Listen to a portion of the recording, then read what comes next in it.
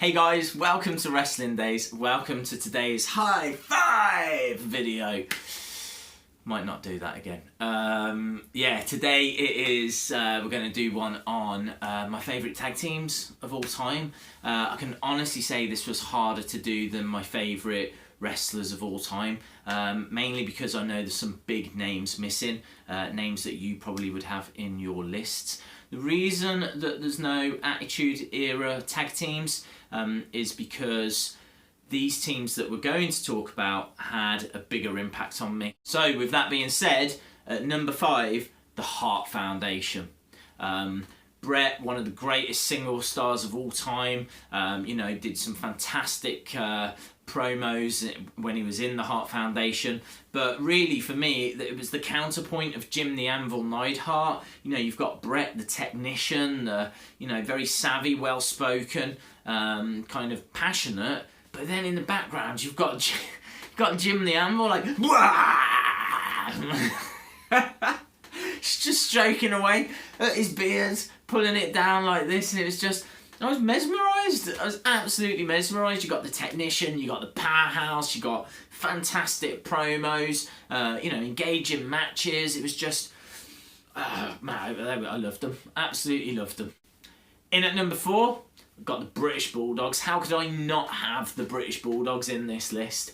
Davey Boy Smith, the Dynamite Kid, again, very similar to the Hart Foundation. Davey Boy, full of power. As we said in my favourite wrestlers of all time, used to just hold them up, big power move and just get them in that suplex. Just get all the blood rushing down to their heads and hit them with bulldogs and stuff like that. But then you got the Dynamite Kid, one of the most underrated wrestlers of all time. An absolute wizard. Just brilliant stuff. These two complemented each other just like the Anvil and Bret did, the technician and the powerhouse. But the fact they were British, it gives them the nod over the Hart Foundation for me. In at number 3, the Fabulous Freebirds. Now, the Four Horsemen don't make this list for one reason. I count them as a stable. So because I count them as a stable, same as like the Nation of Domination, they don't make the list.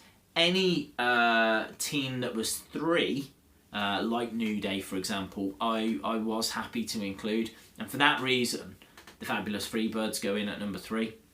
I didn't see their matches, obviously, as I was growing up. It was before my time, but I can definitely appreciate the showmanship. The fact they would come out to their own music, their own entrance music was revolutionary. Brightly coloured. They really one of the teams that brought rock and roll into wrestling. Helped push it forward in the 80s, and they were big stars. Feuding down in Texas with like the Von Erichs. You want to go back to some key, tag teams that really shaped and changed the industry. You've got to be looking at the Fabulous Freebirds. At number 2, Demolition, the longest reigning WWF tag team champions of all time.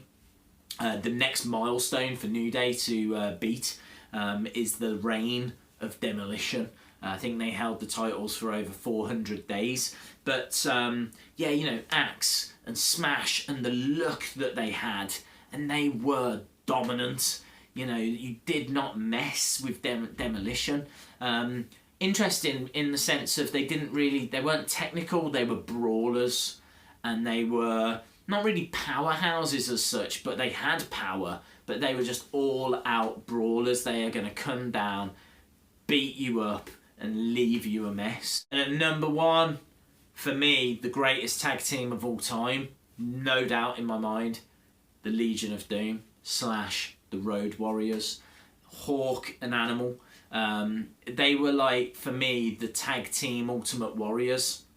They had the face paint and they were very distinctive. They didn't come down and shake the ropes or anything like that, but their matches were usually fast-paced. They had a lot of high flying to their attacks. Another great high flying team, actually, which I should just mention, are the Rockers. Marty Jannetty, Shawn Michaels. They would definitely be in my top 10, but they just don't make the top 5. But there were some great aerial attacks from Road Warriors, Legion of Doom. You know, their presence is still felt today.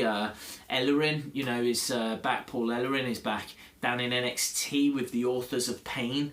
Well, he was the Legion of Doom Road Warriors manager, and they've been getting referenced down in NXT. So yeah, you know, didn't hold many championships within WWF, WWE, but they did amongst all the other territories. They were a well-travelled team. Everyone knew the Road Warriors, and for me, they are the greatest. Cool, I'd love to know your top 5. Please drop it in the comments below, or jump over to Twitter and Facebook at Wrestling Days UK. If you haven't subscribed to the channel, really would appreciate it if you could. And if you like the video, give it a like. I'm going to try and get a load more of these out, you know, just quick top 5s. Yeah, you know, I think that's everything. Really appreciate you watching, and hopefully you join me again next time. What a rush!